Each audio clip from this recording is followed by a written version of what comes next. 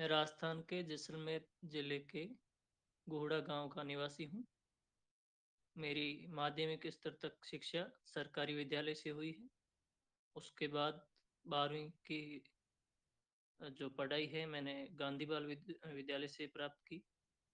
स्नातक मैंने दिल्ली विश्वविद्यालय के रामजस महाविद्यालय से और स्नातकोत्तर श्यामलाल महाविद्यालय दिल्ली विश्वविद्यालय से प्राप्त की है। और वर्तमान में मैं गुजरात विश्वविद्यालय अहमदाबाद से पीएचडी कर रहा हूँ।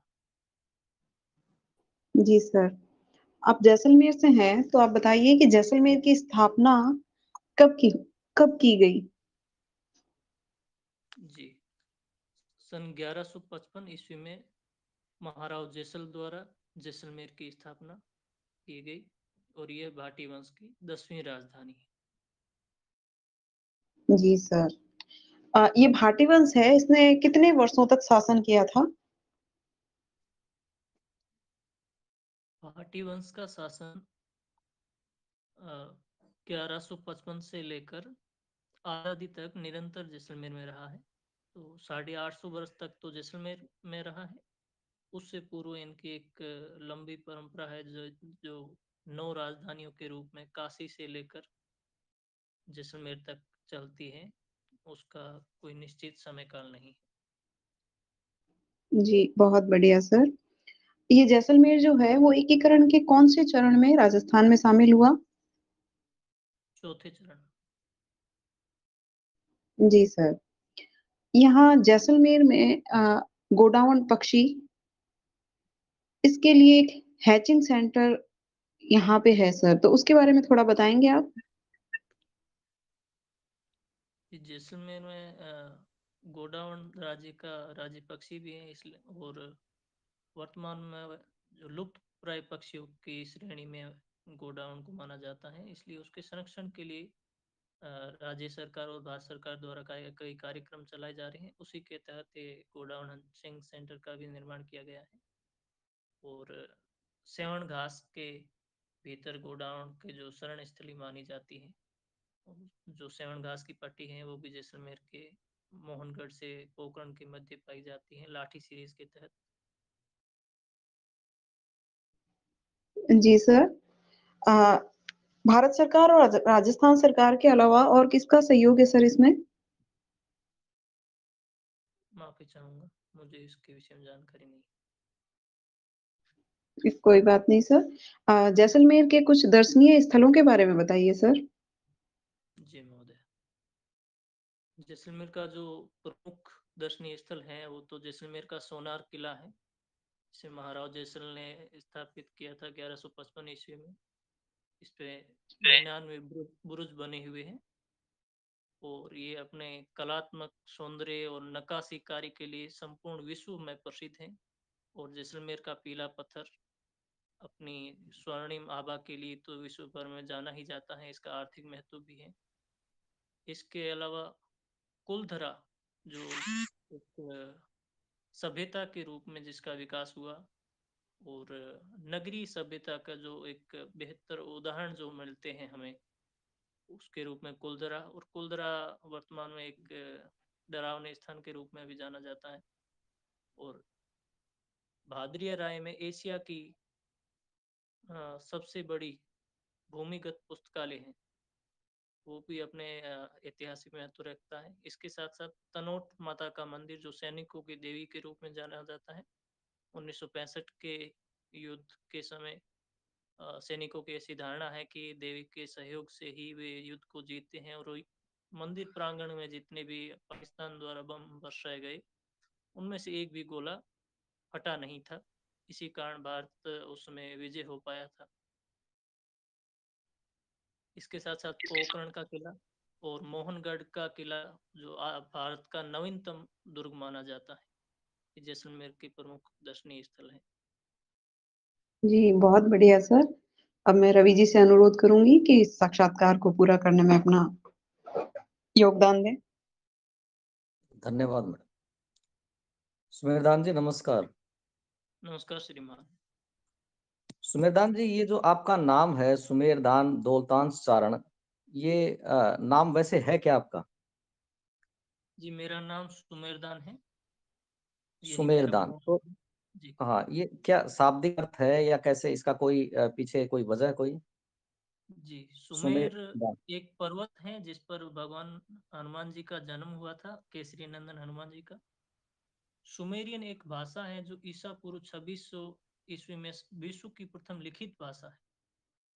अगर शब्द विकार के रूप में देखा जाए तो समर का नाम है युद्ध, समीर कहे तो हवा, और समारु कहे तो कामदेव।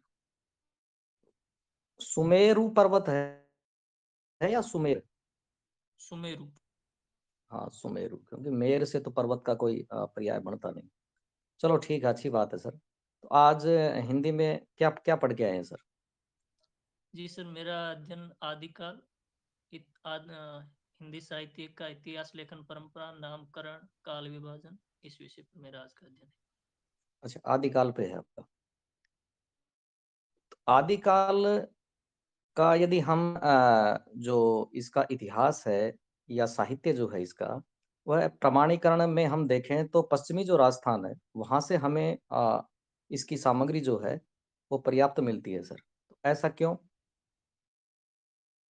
जी, आदिकाल का जो समय है, उस समय भारत में जो साम्राज्य की जो नीति थी, या सम्राट जो हर्षवर्धन थे, उसके बाद एक जो साम्राज्य नीति का तो पतन हो गया। उसके बाद छोटे छोटे राजाओं ने अपने अपने अलग अलग राज्य स्थापित की। उस समय जो प्रबल जो राजपूत राज्य स्थापित हुए, वो भारत के पश्चिमी क्षेत्र में है, विशेष रूप से राजस्थान और गुजरात में। और यही कारण है कि इन्हीं राजाओं के आश्रय में उस समय पर्याप्त मात्रा में साहित्य लिखा गया, और उनके आश्रय में लिखे जाने के कारण ही आदिकालीन साहित्य का अधिकांश संबंध राजस्थान से है। इसके साथ साथ जैनों का जो संबंध है वो भी गुजरात और राजस्थान से ही है, और जैनों द्वारा जो लिखा गया साहित्य है वो अधिक प्रमाणिक भी है। और जैन साहित्य का जो सबसे बड़ा भंडार है वो जैसलमेर में प्राप्त होता है। तो यही कारण है कि इसकी प्रमाणिक जानकारी या अधिक मात्रा में साहित्य राजस्थान से प्राप्त होता है। सर, जैन धर्म जो है उसको जो हिंदी का साहित्य है उसको क्या क्या देन मान सकते हैं? जी सर, जैन साहित्य वैसे तो अपने सांप्रदायिक प्रसार के लिए ही मुख्य रूप से रहा, उसका साहित्यिक उद्देश्य नहीं था।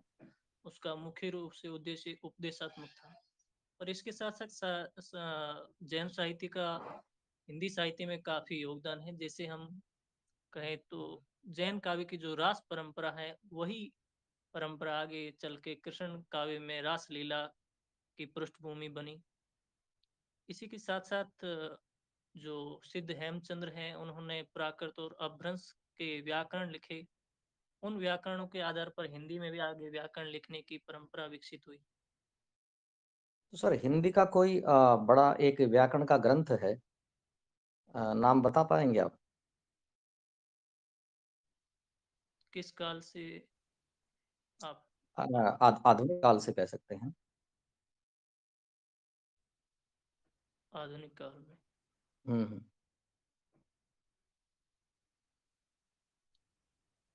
चलो कोई बात नहीं सर। कामता प्रसाद गुरु का है हाँ हाँ हिंदी हाँ, से। यही पूछना चाह रहा था। चलो जी सर। चलो हाँ, आचार्य शुक्ल जो है सर, आदिकाल में जो सिद्धनाथ जैन साहित्य जो है, जो सांप्रदायिक उपदेशक ये हैं, तो इनको सर वो हिंदी साहित्य में अ, एक पूर्व पीठिका के रूप में ही शामिल करते हैं, यानी प्रमुख विषय के रूप में इसको शामिल नहीं करते हैं वो। तो इसके पीछे क्या वजह रही होगी, क्या मानना रहा होगा उनका? जी सर, जैसे शुक्ल जी का मत तो है कि इन्होंने केवल सांप्रदायिक अपने प्रचार प्रसार के लिए ही रचनाएं की है, इसलिए हम इसे साहित्य की कोटि में नहीं रखेंगे। ये केवल उपदेशात्मक साहित्य है। और हाँ, यहाँ पर उन्होंने इस बात को स्वीकार किया है कि इस साहित्य में हिंदी के जो प्रारंभिक बीज हैं, वो सिद्धों की जनभाषा है, या नाथों का जो साहित्य है वो अपभ्रंश और हिंदी का संक्रमण साहित्य है। इस कारण वो भाषा की पृष्ठभूमि के रूप में उसका स्वीकार करते हैं। पर मैं मानता हूँ कि सिद्धोनाथ का जो साहित्य है, उसे किसी न किसी रूप में हमें साहित्य रूप में स्वीकार करना चाहिए। सर इसका कारण ये है कि जैसे हम वर्तमान में अगर कहानी या उपन्यास के संदर्भ में बात करें तो जो आरंभ के जो उपन्यास हैं उनमें औपन्यासिक तत्व न होने के बावजूद भी हम उसे उपन्यासों के रूप में स्वीकार करते हैं। वही अवधारणा यहाँ पर सिद्ध और नाथ साहित्य पर भी लागू होती है। जो साहित्य के जो कसौटियाँ हैं हम्म। आवाज नहीं आ रही सर आपकी।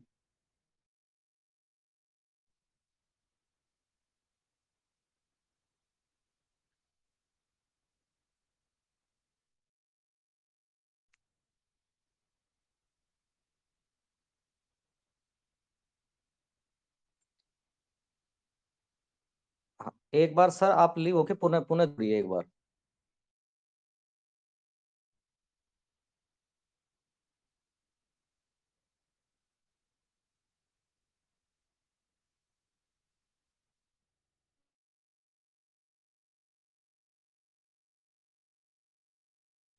हेलो।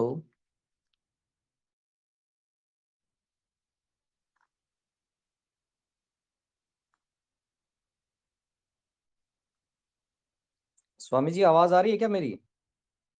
आपकी आ रही है सर। दौलतान जी नहीं बोल पा रहे, अभी वो अच्छा जुड़ अच्छा गए हैं। अच्छा अच्छा अच्छा। हेलो, मेरी आवाज आ रही हाँ है? हाँ हाँ हाँ आ रही है सुमेरदान जी। आपके था कि बीच में हाँ जो थोड़ा अवरोध साहित्य का जो हो गया प्रतिमान था। है, हाँ हाँ जी जी, वो मेरा नेटवर्क समाप्त हो गया था, उसकी वजह से नेट खत्म हो गया था। अच्छा अच्छा। तो साहित्य का जो सर प्रतिमान है, तो प्रतिमान है पहला है कि वो सामाजिक हित, उसमें समाज का हित उसमें निहित हो। दूसरा है रमणीयता हो, कल्पना का भाव हो। तो अगर इन आधारों पर हम देखें तो नाथ और सिद्ध साहित्य में सामाजिक भाव निहित है। जैसे तत्कालीन बाह्य आडंबर, पाखंड या वर्ण और जाति के विषय में जो विषमता थी, उन पर वो कुठाराघात करते हुए प्रतीत होते हैं। ये अच्छा चलो। इसके साथ हाँ जी सर। हाँ बीच में रोकूंगा आपको। चलो आप ये बताइए, जो हिंदी साहित्य के प्रमुख इतिहास ग्रंथ लिखे गए हैं, तो उनमें से आप अब तक के वर्तमान में सटीक जो है विश्लेषण किसका मानेंगे सर? जी सर। द्विवेदी का, नगेंद्र का, शुक्ल का, या और अन्य किसी रामस्वरूप चतुर्वेदी का, किसका मानेंगे? जी सर, आपका जो सवाल है उसके अनुसार मैं ये कहूँ, अगर एक व्यक्ति को चुनना चाहूँ तो हम राम स्वरूप चतुर्वेदी जी को चुन सकते हैं, क्योंकि उन्होंने एक समन्वयात्मक दृष्टिकोण को अपनाया है। क्योंकि हिंदी साहित्य का अगर इतिहास दर्शन को हम देखते हैं तो हिंदी साहित्य का इतिहास दर्शन तब पूरा पूर्ण होता है जब हम आचार्य शुक्ल और हजारी प्रसाद के दृष्टिकोण को एक दूसरे का पूरक मान करके चलें। और इस दृष्टिकोण को पूरक मानकर आगे चलते हैं राम स्वरूप चतुर्वेदी जी। और इसी कारण मैं उनके जो इतिहास, साहित्य इतिहास है, उसे अधिक और बेहतर मानूंगा अन्य इतिहास ग्रंथों की तुलना में। डॉक्टर नगेंद्र का है हिंदी साहित्य का इतिहास, इसका जी सर। आप कहाँ रखेंगे? इनके जो जी, दृष्टिकोण है, निष्कर्ष हैं, इनको कहाँ कहाँ रख पाते हैं आप? डॉक्टर नगेंद्र द्वारा जो इतिहास ग्रंथ है वो उनका लिखा हुआ नहीं, उनका संपादित ग्रंथ है। इस हम्म। यही कारण है कि उसमें एक इतिहास दृष्टि नहीं मिलती है। अनेक लेखकों के द्वारा लिखा गया, उनकी अलग अलग इतिहास दृष्टि है, उसमें इतिहास दृष्टि का वहां पर अभाव हमें दिखाई देता है।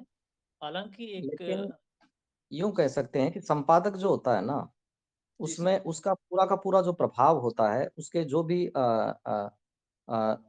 लेखक जो होते हैं, उन पर पूरा प्रभाव हमें देखने को मिलता है संपादक का। जी जी तो बिल्कुल। क्या ये सही नहीं होगा?